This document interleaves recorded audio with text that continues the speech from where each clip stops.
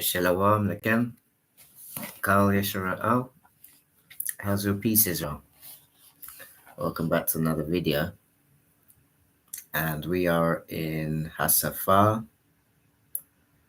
Ha-Shawafa Tayam, which is the book Hasafa Ha-Shawafa Tayam, which is Judges. Shawafat is judge. Shawafatayam is judges. Okay. And we're going to start off in chapter 7. Context is Gideon's 300 men. Okay, and it reads on this wise. First one says, Then Jerubbaal, that is Gideon, and all the people who were with him rose early and encamped beside the spring of Harod. And the camp of Midian was north of them, by the hill of Moreh in the valley. Then the Lord said to Gideon, The people with you are too many for me to give the Midianites into their hand, lest Israel boast over me, saying, My own hand has saved me. Now therefore proclaim in the ears of the people, saying, Whoever is fearful and trembling, let him return home and hurry away from Mount Gilead. Then 22,000 of the people returned, and 10,000 remained. And the Lord said to Gideon, The people are still too many. Take them down to the water, and I will test them for you there. And anyone of whom I say to you, this one shall go with you. And then any one of whom I say to you, this one shall go with you, shall not go with you. So he brought the people down to the water, and the Lord said to Gideon, Everyone who laps the water with his tongue, as a dog laps, you shall set by himself. Likewise, everyone who kneels down to drink. And the number of those lapped, putting their hands to their mouth, was 300 men. But all the rest of the people knelt down to drink water. And the Lord said to Gideon, With the 300 men who lapped, I will save you and give the Midianites into your hands, and let all the others go every man to his home. So the people took provisions in their hands and their trumpets, and he sent all the rest of Israel, every man to his tent, but retained the 300 men. And the camp of Midian was below him in the valley. That same night the Lord said to him, Arise, go down against the camp, for I have given it into your hands. But if you are afraid to go down to the camp with Purah, your servant, and you shall hear what they say, and afterwards your hand shall be strengthened to go down against the camp. Then he went down with Purah his servant to the outposts of the armed men who were in the camp, and the Midianites and the Amalekites, and all the people of the east lay along the valley like locusts in abundance, and their camels were without number, as the sand that is on the seashore in abundance. When Gideon came, behold, a man was telling a dream to his comrade, and he said, Behold, I dreamed a dream, and behold, a cake of barley bread tumbled into the camp of Midian, and came to the tent and struck it so that it fell and turned it upside down, so that the tent lay flat. And his comrade answered, This is no other than the sword of Gideon, the son of Joash, a man of Israel. God has given into his hand Midian and all the camp. As soon as Gideon heard the telling of the dream and its interpretation, he worshipped. And he returned to the camp of Israel and said, Arise, for the Lord has given the host of Midian into your hand. And he divided the 300 men into 3 companies, and put trumpets into the hands of all of them, and empty jars with torches inside the jars. And he said to them, Look at me, and do likewise. When I come out to the skirts of the camp, do as I do. When I blow the trumpet, and I and all who are with me, then blow the trumpet also on every side of all the camp, and shout for the Lord and for Gideon. Context here says Gideon defeats Midian. It says, So Gideon and the 100 men who were with him came to the outskirts of the camp at the beginning of the middle watch, when they had just set the watch, and they blew the trumpets and smashed the jars that were in their hands. Then the 3 companies blew the trumpets and blew the jars. They held in their left hands the torches, and in their right hands the trumpets to blow. And they cried out a sword for the Lord and for Gideon. Every man stood in his place around the camp, and all the army ran. They cried out and fled. When they blew the 300 trumpets, the Lord set every man's sword against his comrade and against all the army. And the army fled as far as Beth Shittah towards Zerara, as far as the border of Abel Meholah by Tabath. And the men of Israel were called out from Naphtali and from Asher and from all Manasseh, and they pursued after Midian. Gideon sent messengers throughout all the hill country of Ephraim, saying, Come down against the Midianites and capture the waters against them, as far as Beth Barah and also the Jordan. So all the men of Ephraim were called out, and they captured the waters as far as Beth Barah and also the Jordan. And they captured the two princes of Midian, Oreb and Zeeb. They killed Oreb at the rock of Oreb, and Zeeb they killed at the winepress of Zeeb. Then they pursued Midian, and they brought the heads of Oreb and Zeeb to Gideon across the Jordan. Context here is Gideon defeats Zebah and Zalmunna. This is chapter 8. It says, Then the men of Ephraim said to him, What is this that you have done to us, not to call us when you went to fight against Midian? And they accused him fiercely. And he said to them, What have I done? Now in comparison with you, is not the gleaning of the grapes of Ephraim better than the grape harvest of Abiezer? God has given into your hands the prince of Midian, Oreb and Zeeb. What have I been able to do in comparison with you? Then their anger against him subsided when he said this. And Gideon came to the Jordan and crossed over, he and the 300 men who were with him, exhausted yet pursuing. So he said to the men of Sukkot, Please give loaves of bread to the people who followed me, for they are exhausted. I am pursuing after Zebah and Zalmunna, the kings of Midian. And the officials of Sukkot, or Sachawath, said, Are the hands of Zebah and Zalmunna already in your hands, that we should give bread to your army?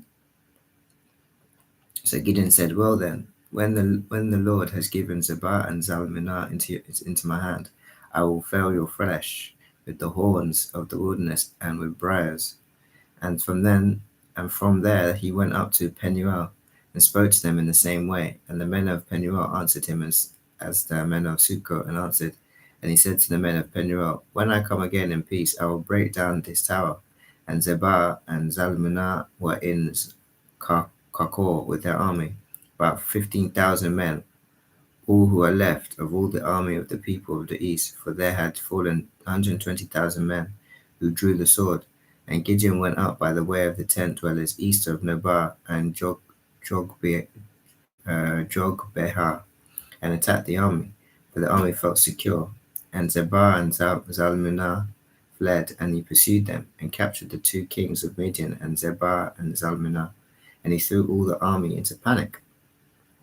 Then Gideon the son of Joash returned from the battle by the ascent of Heres, and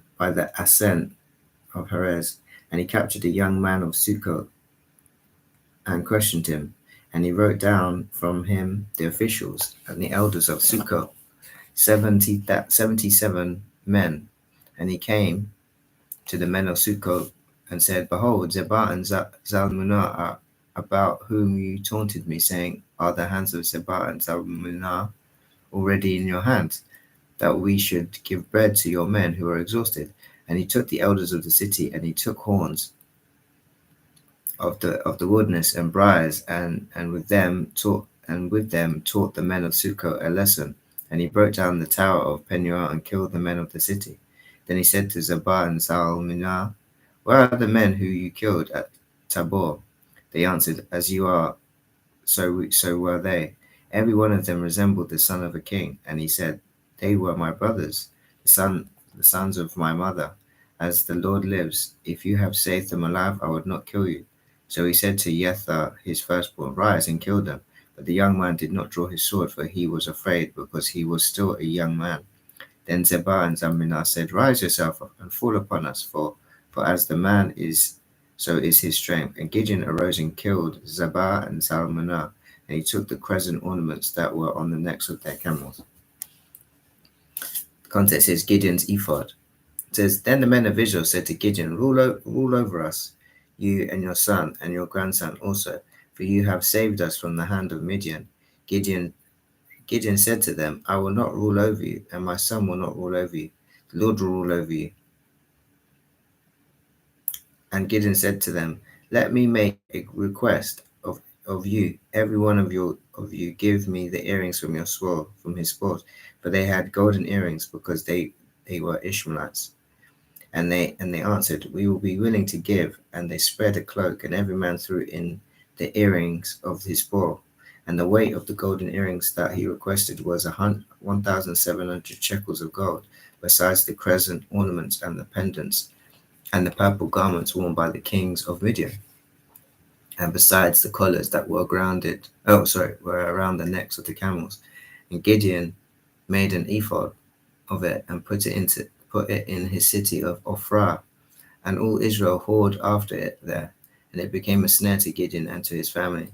So Midian was subdued before the people of Israel, and they raised their heads no more. And the land had rest 40 years in the days of Gideon. The context, the death of Gideon. It says, Jerubbaal, the son of Joash, went and lived in his own house.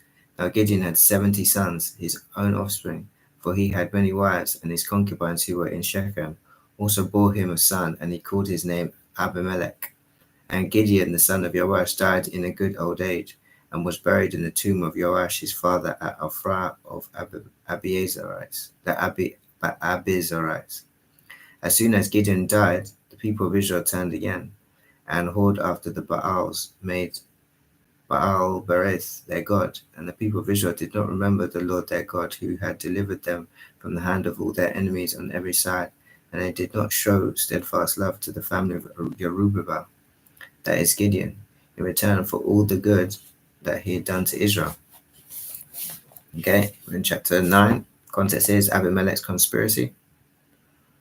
It says, Now Abimelech, the son of Jerubbaal, went to Shechem, to his mother's relatives, and said to them and to the whole clan of his mother's family, Say in the ears of all the leaders of Shechem, which is better for you, that all the 70 of the sons of Jerubbaal rule over you, or that one rule over you? Remember also that I am your bone and your flesh. And his mother's relatives spoke all these words on his behalf in the ears of all the leaders of Shechem. And the hearts inclined to follow Abimelech, for they said, He is our brother. And they gave him 70 pieces of silver out of the house of Baal Berith, with which Abimelech hired worthless and reckless fellows who followed him. And he went to his father's house at Ophrah and killed his brothers and the sons of Jerubbaal, 70 men on one stone. But Jotham, the youngest son of Jerubbaal, was left, for he hid himself. And all the leaders of Shechem called together, and all Beth Millo, and they went and made Abimelech king by the oak of the pillar at Shechem. When it was told to Jotham, he went and stood on top of Mount Gerizim, and cried aloud and said to them, Listen to me, you leaders of Shechem, that God may listen to you. The trees once went out to anoint a king over them, and they said to the olive tree, Reign over us. But the olive tree said to them, Shall I leave my abundance by which gods and men are honored, and go hold sway over the trees? And the tree said to the fig tree, You come and reign over us. But the fig tree said to them, Shall I leave my sweetness and my good fruit, and go hold sway over the trees? And the tree said to the vine, You come and reign over us. But the vine said to them, Shall I leave my wine that cheers God and men, and go hold sway over the trees? Then all the trees said to the bramble,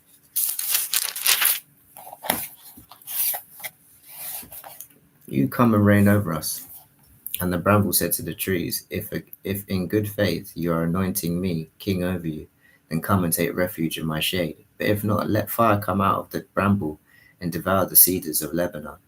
Now therefore, if you acted in good faith and integrity when you made Abimelech king, and if you have dealt well with Jerubbaal and his house, and have done to him as his deeds deserve, for my father fought for you and risked his life and delivered you from the hand of Midian, and you have risen up against my father's house this day, and have killed his sons, 70 men on one stone, and have made Abimelech the son of his female servant king over the leaders of Shechem, because he is your relative.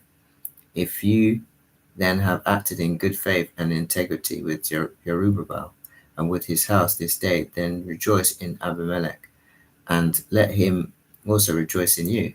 But if not, let fire come out from Abimelech and devour the leaders of Shechem and Beth Millo, and let fire come out of the leaders of Shechem and from Beth Millo and devour Abimelech.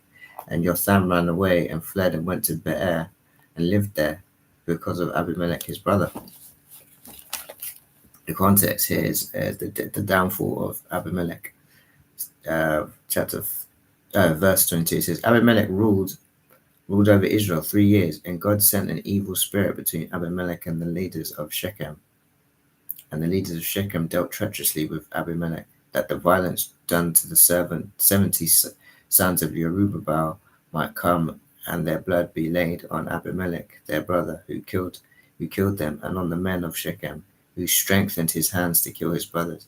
And the leaders of Shechem put men in ambush against him on the mountaintops, and they robbed all who passed by them along that way. And it was told to Abimelech. And Gaal the son of Ebed moved into Shechem with his relatives, and the leaders of Shechem put confidence in him. And they went out into the field and gathered the grapes from the vineyards and trod them and held a festival. And they went into the house of their God and ate and drank and reviled Abimelech. And Gaal the son of Ebed said, Who is Abimelech, and who are we of Shechem, that we should serve him? Is he not the son of Jerubbaal? Is not Zebuel his officer? Serve the men of Hamor, the father of Shechem? But why should we serve him? Would that this people were under my hand, then I would remove Abimelech. I would say to Abimelech, Increase your army and come out. When Zebuel, the ruler of the city, heard the words of Gaal, the son of Ebed, his anger was kindled, and he sent messengers to Abimelech secretly, saying, Behold, Gaal, the son of Ebed, and his relatives have come to Shechem, and they are stirred up the city against you. And therefore go by night, you and the people who are with you, and set an ambush in the field. Then in the morning, as soon as the sun is up, rise early and rush up the city. And when he and the people who are with him come out against you, you may do to them as your hand finds to do. So Abimelech and all the men who were with him rose up by night and set an ambush against Shechem in 4 companies. And Gaal the son of Ebed went out and stood in the entrance of the gate of the city. And Abimelech and the people who were with him rose from the ambush. And when Gaal saw the people, he said to Zebul, Look, people are coming down from the mountaintops. And Zebul said to him, You mistake the shadow of the mountains for men. Gaal spoke again and said, Look, people are coming down from the center of the land, and one company is coming from the direction of the diviner's oak.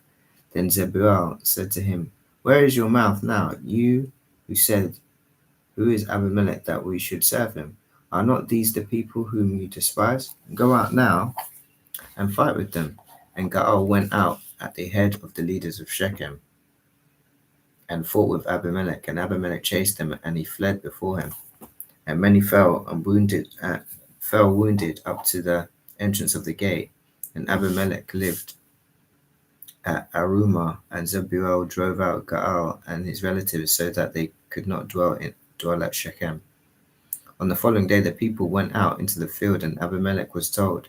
He took his people and divided them into 3 companies and set an ambush in the fields. He looked and saw the people coming out of the city. So he rose again against them and killed them. Abimelech and the company that was with him rushed forward and stood at the entrance of the gate.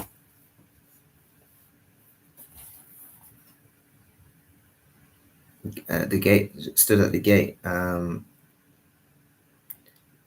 entrance of the gate of the city, while the 2 companies rushed upon all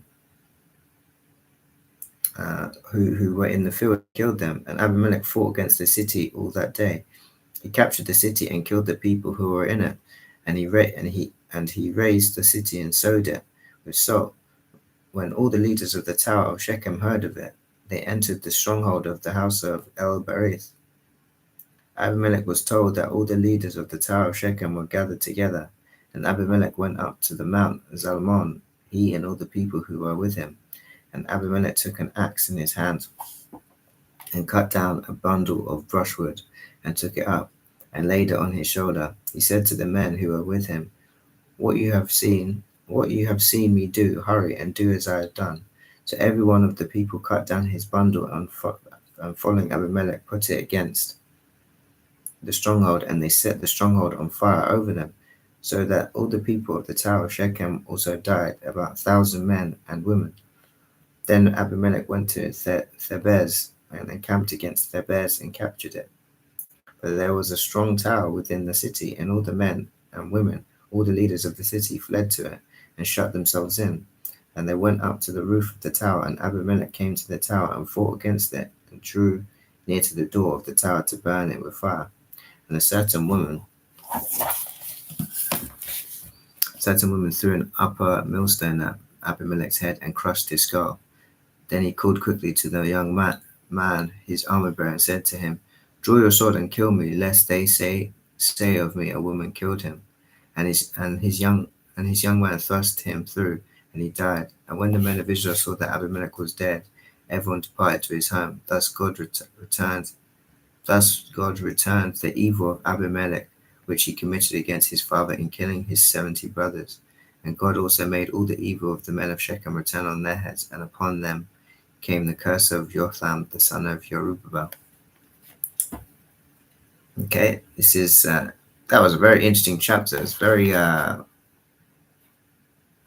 energy depleting. It's not very nice things that went on. There's a lot of I wouldn't even say confusion. There's just a lot of backslide. No, I wouldn't say backslide. Hiding you're playing hands sort of thing. It's just doing some hidden work. Chapter 10, it says Tola and Yair is the context. It says, after Abimelech there arose to save Israel Tola, the son of Puah, the son of Dodo, a man of Issachar, and he lived at Shamir in the hill country of Ephraim. He judged Israel 23 years. Then he died and was buried at Shamir. After him arose Yair, the Gileadite, who judged Israel 22 years. And he had 30 sons who rode on 30 donkeys, and they had 30 cities called Havoth Yair to this day, which are in the land of Gilead. And Yair died and buried in Kamon. What I find very interesting is the amount of children some of these brothers had, because this one, look, he's saying he had 30. He had what, 30 sons? That's quite a lot, man. Okay, verse 6, the context is further disobedience and oppression. The people of Israel again did what was evil in the sight of the Lord, and served the Baals and Ashtaroth, the gods of Syria, the gods of Sidon, the gods of Moab, the gods of Ammonites, and the gods of the Philistines, right? This shows that these are the nations, even that exist today, they most likely serve the same gods, right? Because Shaitan has taken control of the whole world, so it was only the Israelites that are really serving the God of Israel. Okay, so it's most likely that they're serving the same, or if they think that they're serving the God of Israel, a lot of the time Shaitan has really changed things, so you're doing something slightly confused.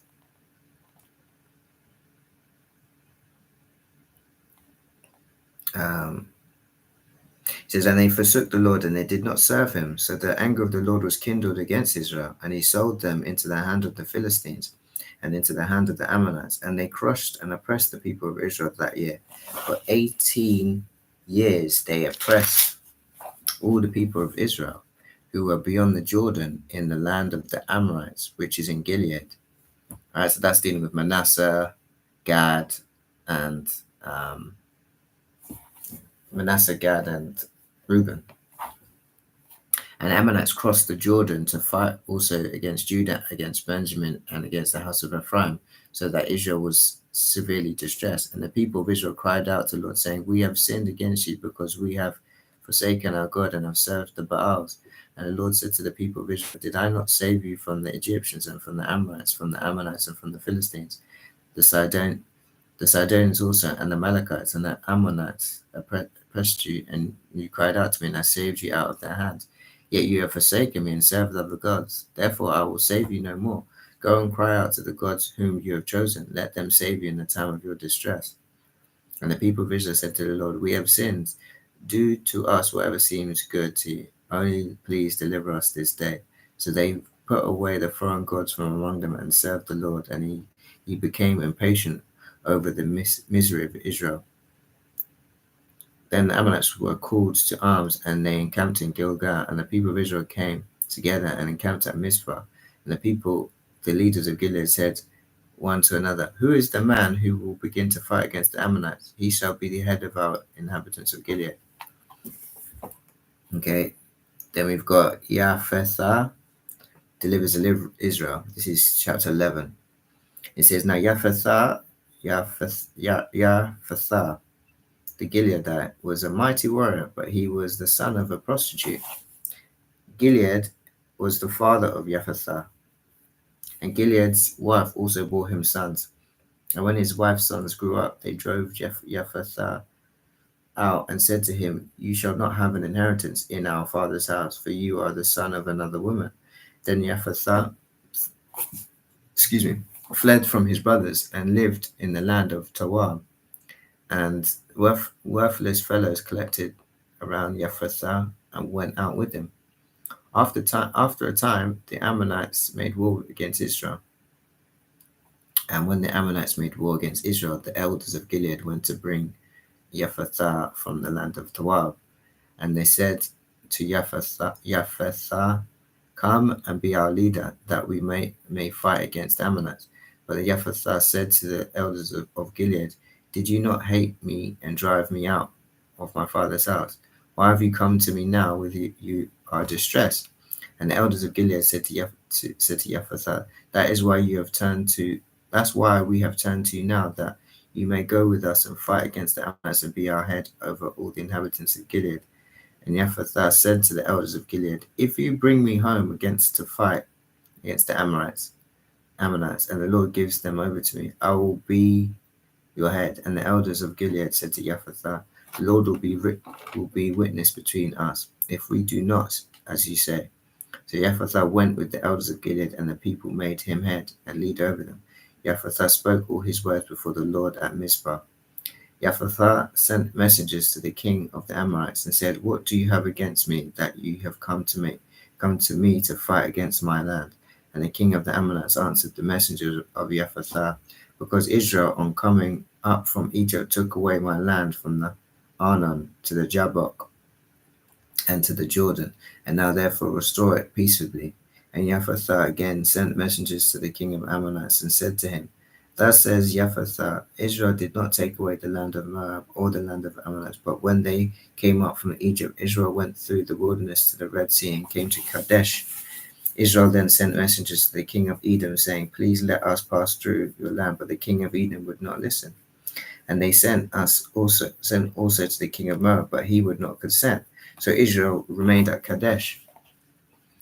Then they journeyed through the wilderness and went around the land of Edom and the land of Moab, and arrived on the east of the land of Moab, and encamped on the other side of the Arnon.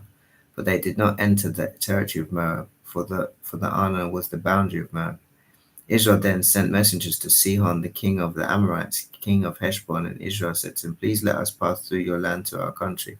But Sihon did not trust Israel to pass through his territory. So Sihon gathered all his people together and encamped at Yahaz and fought with Israel. And the Lord God of Israel gave Sihon and all the people into the hand of Israel, and they defeated them. So Israel took possession of all the land of the Amorites who inhabited that country. And they took possession of all the territory of the Amorites, from the Arnon to the Jabbok, and from the wilderness to the Jordan. So the Lord God of Israel dispossessed the Amorites from before his people. And are you to take possession of them? Will you not possess that Chemosh your God gives you to possess? And all the Lord your God has possessed be for us, we will possess. Now are you any better than Balak the son of Ziphor, king of Moab? Did he ever contend against Israel, or did he ever go to war with them? While Israel lived in Heshbon and its villages, and in Aurora and its villages, and in the cities that are on the banks of the Arnon, 300 years, why did you not deliver them within that time? I therefore have not sinned against you, and you do me wrong by making war on me. The Lord, the judge, decides this day between the people of Israel and the people of Ammon. But the king of the Ammonites did not listen to the words of Jephthah that he sent to him. Jephthah's tragic vow. Then the Spirit of the Lord was upon Jephthah, and he passed through Gilead and Manasseh, and passed on to the Mizpah of Gilead, and from Mizpah of Gilead he passed on the Ammonites. And Jephthah made a vow to the Lord and said, "If you will give the Ammonites into my hand, then whatever comes out from the doors of my house to meet me when I return in peace from the Ammonites shall be the Lord's, and I'll offer it up for a burnt offering." So Jephthah crossed over to the Ammonites to fight against them, and the Lord gave them into his hand, and he struck them from Aurora to the neighborhood of Minnith, 20 cities, as far as Abel Karim, with a great blow. So the Ammonites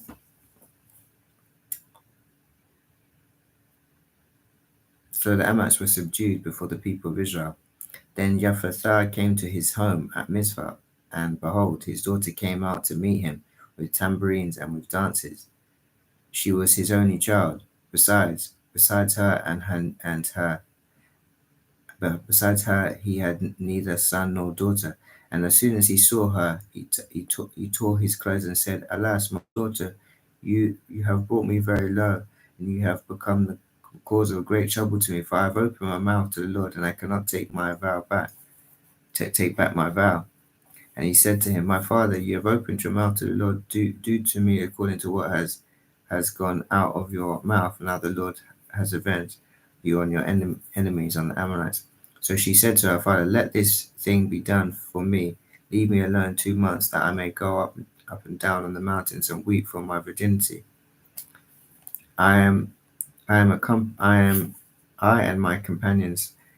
So he said, "Go." Then he sent her away for 2 months, and she departed, she and her companions, and wept for her virginity on the mountains. And at the end of the 2 months, she returned to her father, who did with her according to his vow that he had said. She had never known a man, and it became a custom in Israel that the daughters of Israel went year by year to lament the daughter of Jephthah the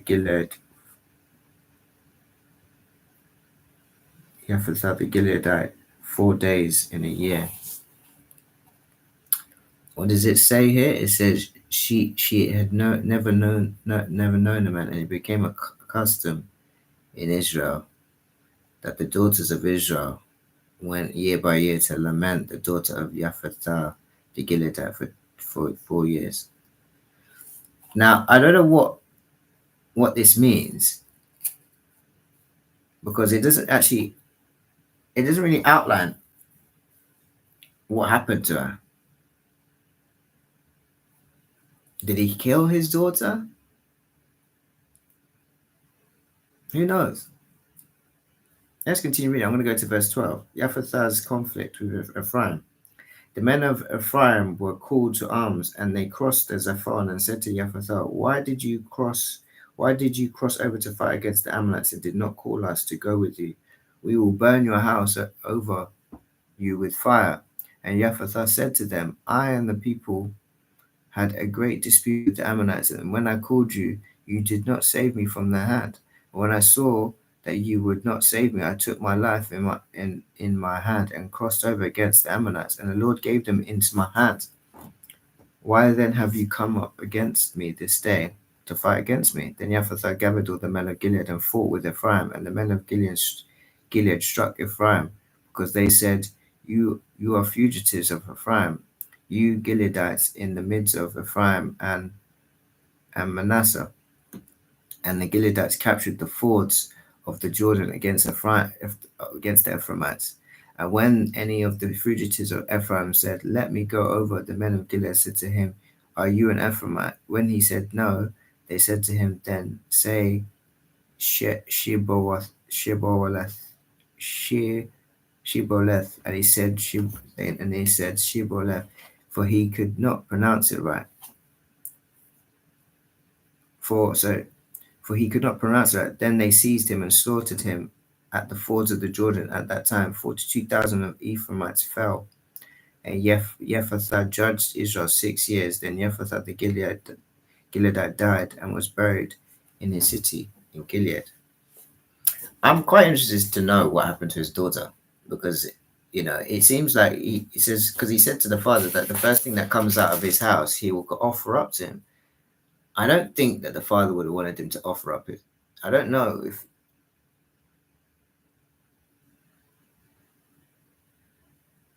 he says, look, I will offer it up for a burnt offering. I mean, I guess that's what it is. I guess he must have offered his daughter as a burnt offering.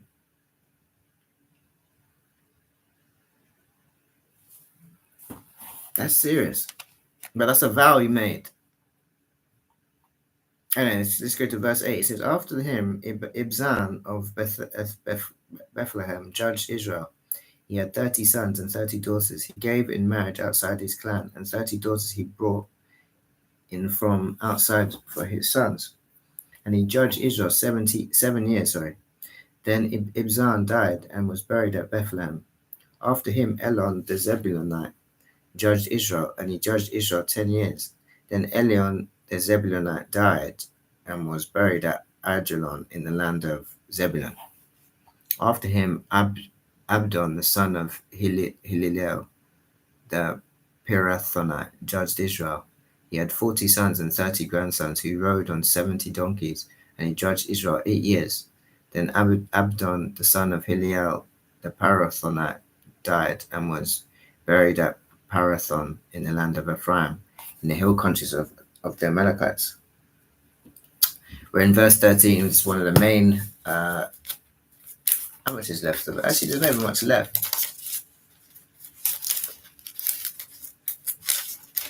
Yeah, it's not too much left there. Verse 1, chapter 13. This is one of the major chapters that most people know about, right? And the context is the birth of Samson.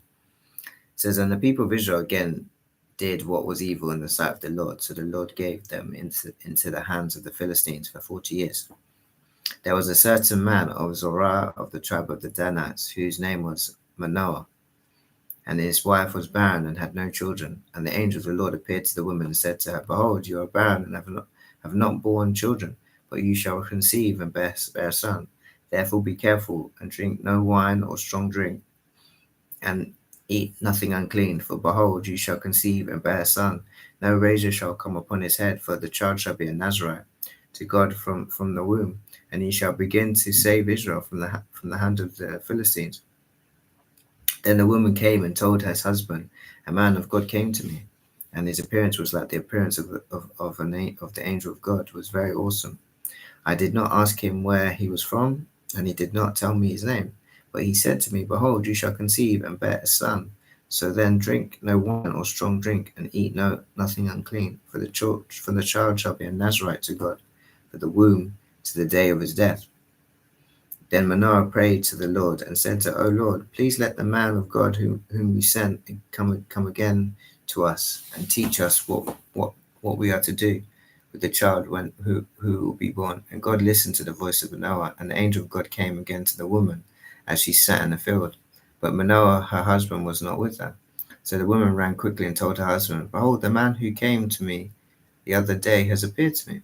And Manoah rose and went after his wife and came to the man and said to him, are you the man who spoke to this woman? And he said, I am. And Manoah said, now when your words come true, what is to be the child's manner of life? And what is his mission? And the angel of the Lord said to Manoah, of all that I said to the woman, let her be careful. She may not eat of anything that comes from the vine, neither let her drink wine or strong drink or eat any unclean thing. All that I commanded her, let her observe. Manoah said to the angel of the Lord, please let us detain you and prepare a young goat for you. And the angel of the Lord said to Manoah, if you detain me, I will not eat of your food. But if you prepare a burnt offering, then offer it to the Lord. For Manoah did not know that he was the angel of the Lord. And Manoah said to the angel of the Lord, what is your name, so that when your words come true, we may honor you? The angel of the Lord said to him, why do you ask my name, seeing it is wonderful? So Manoah took the young goat with the grain offering and offered it on the rock to the Lord, to the one who works wonders. And Manoah and his wife were watching. And when the flame went up towards heaven from the altar, the angel of the Lord went up in the flame of the altar. Now Manoah and his wife were watching, and they fell on their faces to the ground. The angel of the Lord appeared no more to Manoah and to his wife. When Manoah knew that he was the angel of the Lord, and Manoah said to his wife, we shall surely die, for we have seen God. But his wife said to him, if the Lord had meant to kill us, we would not have accepted a burnt offering and a grain offering at our hands, or shown us all these things, or now announced to us such things as these. And the woman bore a son and called his name Samson. And the young man grew, and the Lord blessed him. And the Spirit of the Lord began to stir him in Mahanadan, between Zorah and Eshtaol. Chapter 14, the context here is Samson's marriage. Okay, it says Samson went down to Timnah, and Timnah he saw one of the daughters of the Philistines. Then he came up and told his father and mother, I saw one of the daughters of the Philistines at Timnah. Now get her for me as a wife. But his father and mother said to him, is there not a woman among the daughters of your relatives, or among all our people, that you must go take a wife from the uncircumcised Philistines? But Samson said to his father, get her for me, for she is right in my eyes. His father and mother did not know that it was from the Lord, for he was seeking an opportunity against the Philistines. At that time the Philistines ruled over Israel. Then Samson went down with his father and mother to Timnah, and they came to the vineyards of Timnah. And behold, a young lion came towards him roaring. Then the Spirit of the Lord rushed upon him, and although he had nothing in his hand, he tore the lion in pieces as one tears a young goat. But he did not tell his father or his mother what he had done. Then he went down and talked with the woman, and she was right in Samson's eyes. After some days he returned to take her, and he turned aside to see the carcass of the lion, and behold, there was a swarm of bees in the body of the lion, and honey. He scraped it out of his hands, and he went on eating as he went. And he came to his father and mother and gave some to them, and they ate. But he did not tell them that he had scraped the honey from the carcass of the lion. His father went down to the woman, and Samson prepared a feast there, for so the young men used to do. As soon as the people saw him, they brought 30 companions to be with him. And Samson said to them, let me now put a riddle to you. If you can tell me what it is within 7 days of the feast and find it out, then I will give you 30 linen garments and 30 changes of clothes. But if you cannot tell me what it is, then you shall give me 30 linen garments and 30 changes of clothes. And they said to him, put your riddle that we may hear it. And he said to them, out of the eater came something to eat. Out of the strong came something sweet. And in 3 days they could not solve the riddle.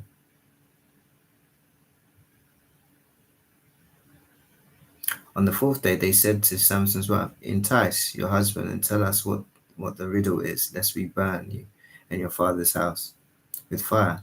Have you invited us here to impoverish us? And Samson's wife wept over him and said, you only hate me, you do not love me. You have put a riddle to my people, you have not told me what it is. And he said to her, behold, I have not told my father nor my mother, and shall I tell you?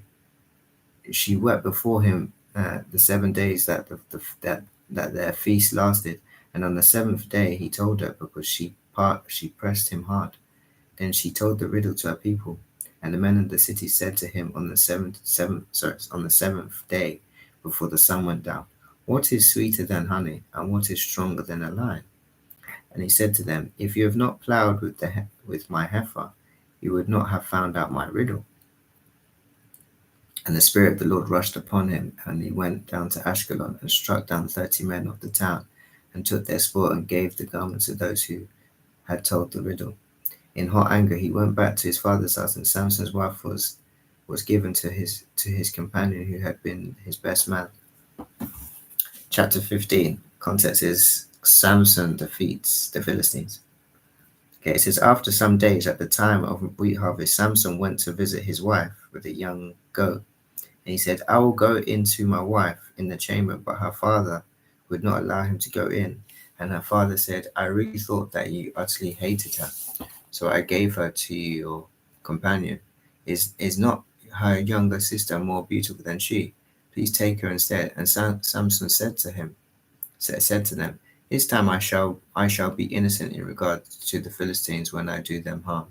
So Samson went and caught 300 foxes and took torches, and he turned them tail to tail and put a torch between each pair of tails.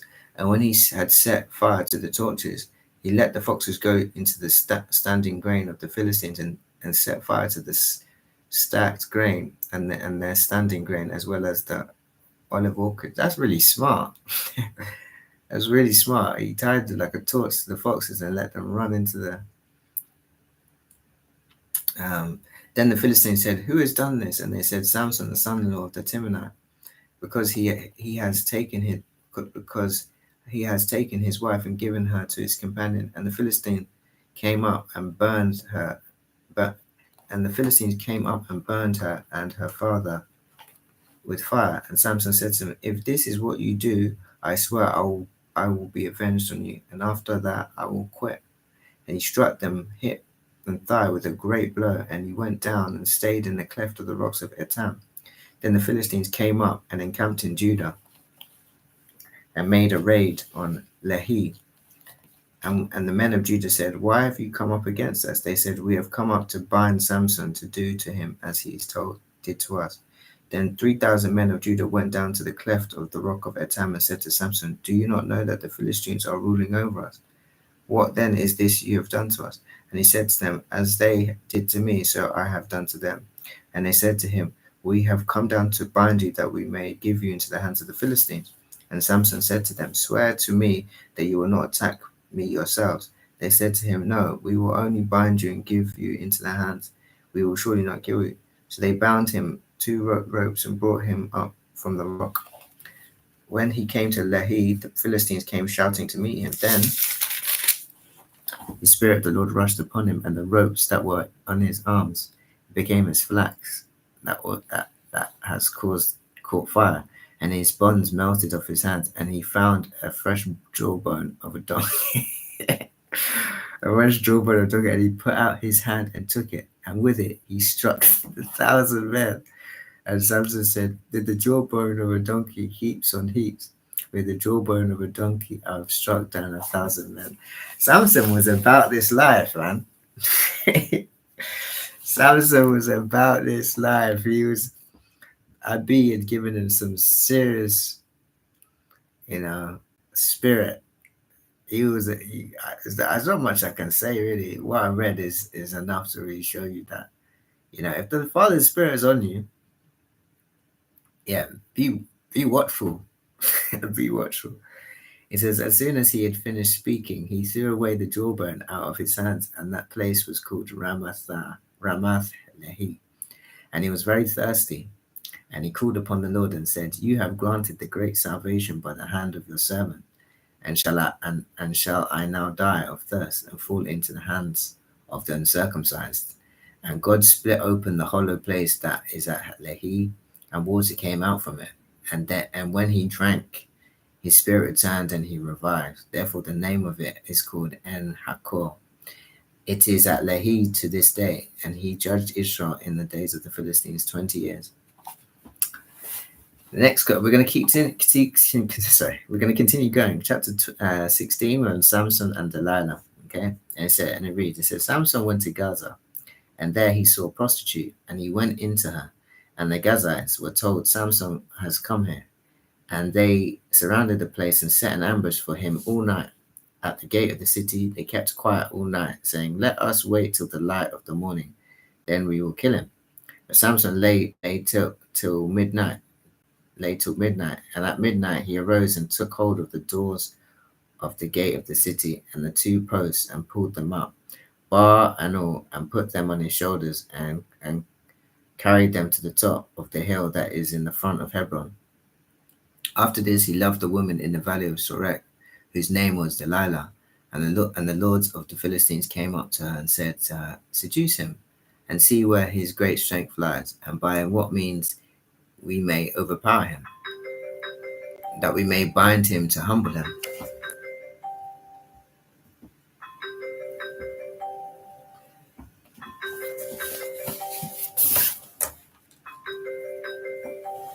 Okay, let's continue.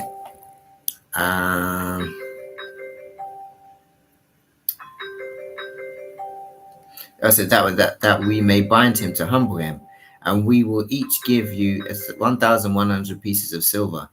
So Delilah said to Samson, "Please tell me where your great strength lies, and how you might be bound, that one could subdue you." Samson said to her, "If they bind me with 7 fresh bowstrings, that have not been dried, then I shall become weak and be like another man." Then the lords of the Philistines brought up to her 7 fresh bowstrings that had not been dried, and she bound him with them. Now she had men lying in ambush in a chamber, and she said to him, "The Philistines are upon you, Samson." But he snapped the bowstrings as a thread of flax snaps, and it touches the fire. So the secret of his strength was not known. Then Delilah said to Samson, "Behold, you have mocked me and told me lies. Please tell me how you might be bound." This is a wicked sister. I pray that none of our brothers come across any sister that's so spiritually against you. Like in the physical, she might be attracted to you, but spiritually there is something going on. She wants to devour you. There's some sisters out there that literally, on the physical note, it's like they like you, but on the spiritual level, they literally, that's a demon. You see what I'm saying? Wants to just literally devour you. And this is what Delilah was looking like. Then Delilah said to Samson, this is verse 10. Delilah said to Samson, "Behold, you have mocked me and told me lies. Please tell me how you might be bound." And he said to her, "If they bind me with new ropes that have not been used, then I shall become weak and be like any other man." So Delilah took new ropes and bound him with them, and said to him, "The Philistines are upon you, Samson." And the men lying in ambush were in the inner chamber, but he snapped the ropes of his arms like a thread. Then Delilah said to Samson, "Until now you have mocked me and told me lies. Tell me how you might be bound." And he said to her, if you weave the 7 locks of my head with the web and fasten it tight with a pin, then I shall become weak and be like another man." So while he slept, Delilah took the 7 locks of his head and wove them into the web, and she made them tight with the pin, and said to him, "The Philistines are upon you, Samson." But he awoke with his sleep and pulled away the pin, the loom, and the web. And she said to him, "How can you say I love you when your heart is not with me? You have mocked me these 3 times, and you have not told me where your great strength lies." This is madness, though. What kind of like drunken love is this? You're with a woman, and more than 3 times she's asked you questions, and you've gone and you've answered, you've kind of like tried to trick her in a sense, and then also then Philistines have come, unless it was a normal thing for the Philistines to come and just attack him, then I guess this is how it would have made sense. But it just is a bit strange that how like every time he tells her, these women, the Philistines came and attacked him. You see what I'm saying? So I don't know. Maybe it was just a regular occurrence that the Philistines were just generally going to attack him. Okay, but then her persistence of wanting to know the weakness of him is very odd as well. It says, "And when she pressed him hard with her words day after day, and urged his soul was vexed to death. And he told her all his heart." and said to her, "A razor has never come upon my head, for I have been a Nazarite to God from my mother's womb. If my head is shaved, then my strength will leave me, and I shall become weak and be like any other man." And when Delilah saw that he had told her and all his heart, she sent and called the lords of the Philistines, saying, "Come up again, for he has told me all his heart." Then the lords of the Philistines came up to her and brought the money in her hands. She made him sleep on her knees, and she called a man, and had him shave off his 7 locks of his head. Then she began to torment him, and his strength left him. And she said, "The Philistines are upon you, Samson." And he awoke from his sleep and said, "I will go out as other times and shake myself free." But he did not know that the Lord had left him. And the Philistines seized him and gouged out his eyes and brought him down to Gaza and bound him with bronze shackles. And he ground he ground and he ground at the mill in the prison. But the hair of his head began to grow again after it had been shaved. That's sad. But this is why it's so important that some of the sisters out there, we need to be careful. There's many Delilahs out there who can throw a spanner in the works and cause some problems. Okay, we're in verse 23. The context here is the death of Samson. It says, "Now the lords of the Philistines gathered to offer a great sacrifice to Dagon, their god, and to rejoice. And they said, 'Our God has given Samson, our enemy, into our hand.' And when the people saw him, they praised their God, for they said, 'Our God has given our enemy into our hands, the ravager of their country, who has killed many of us.' And when their hearts were merry, they said, 'Call Samson, that he may enter and entertain us.' So they called Samson out of the prison, and he entertained them. They made him stand between the pillars. And Samson said to the young man who held him by the hand, 'Let me feel the pillars on which the house rests, that I may lean against them.' Now the house was full of men and women. All the lords of the Philistines were there on the roof. There were about 3,000 men and women who looked on while Samson entertained. Then Samson called to the Lord and said, O Lord God, please remember me and please strengthen me only this once, O God, that I may be avenged on the Philistines for my 2 eyes. And Samson grasped the 2 middle pillars which the house rested, and he leaned his weight against them, his right hand on the one and the left hand on the other. And Samson said, "Let me die with the Philistines." Then he bowed with all his strength, and the house fell upon the lords and upon all the people who were in it. So the dead whom he killed at his death were more than those who he had killed during his life. Then his brothers and all his family came down and took him and brought him up and buried him between Zorah and Eshtaol in the tomb of Manoah, his father.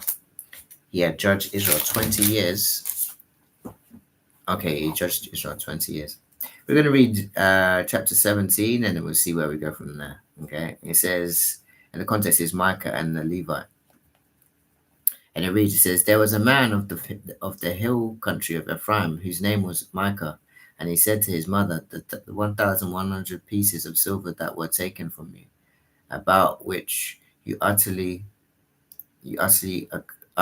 a curse, and also spoke in my ears, behold, the silver is with me.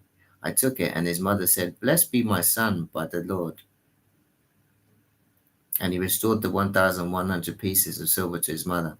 And his mother said, "I dedicate the silver to the Lord from my hand for my son to make a carved image and a metal image. Now therefore I will restore it to you."